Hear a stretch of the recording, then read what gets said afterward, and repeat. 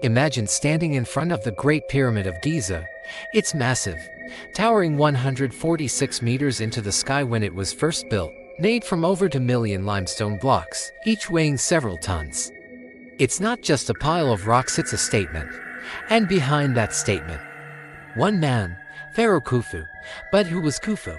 Khufu, also known by his Greek name, Cheops, was the second pharaoh of Egypt's 4th dynasty, ruling more than 4,500 years ago, around 2580 BC. He inherited a kingdom already strong, but Khufu had a vision to build something so grand, so eternal, that it would reflect his divine power and secure his legacy for thousands of years. And he did. He built the largest pyramid in Egypt, and it still stands today. But here's the mystery: almost nothing remains of Khufu himself. No golden statues, no lavish tomb artifacts. Just a tiny ivory figurine barely 7 centimeters tall found far from Giza. It's ironic, the man who built the greatest monument of ancient Egypt is almost invisible in the archaeological record. So, how did he do it? How did Khufu, with no modern machines, create a monument that has outlasted empires, earthquakes, and time itself? Let's dive into the construction.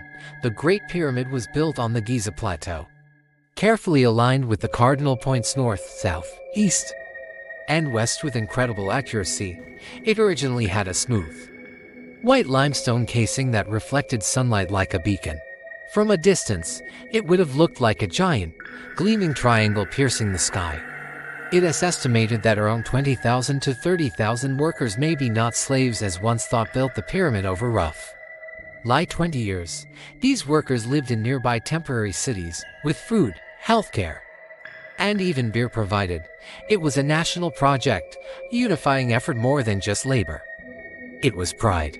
Inside the pyramid, there are 3 main chambers: the king's chamber, the queen's chamber, and an unfinished subterranean chamber. The grand gallery, a passageway over 8 meters high, leads to the king's chamber, where Khufu's sarcophagus still rests empty. But awe-inspiring, what's even more fascinating is the precision.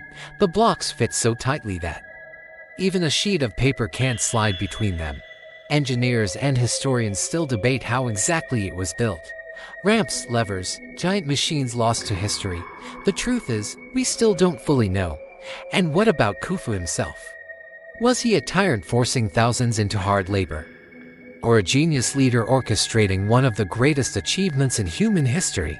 Ancient records, like those from Greek historian Herodotus, paint him as a cruel ruler. But modern archaeology tells a different story, one of organization, planning, and skilled labor. Khufu died after a reign of about 23 years. His mummy has never been found.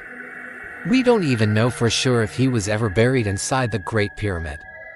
But what we do know is this: his vision worked. More than 4 millennia later, we still speak his name. Pharaoh Khufu didn't just build a tomb. He built a legacy, a structure so bold, so perfect, that it became one of the 7 wonders of the ancient world and the only one still standing. So, next time you see the Great Pyramid, remember, it's not just stone stacked to the sky. It's the voice of a king who wanted to be remembered forever. And in that, he succeeded.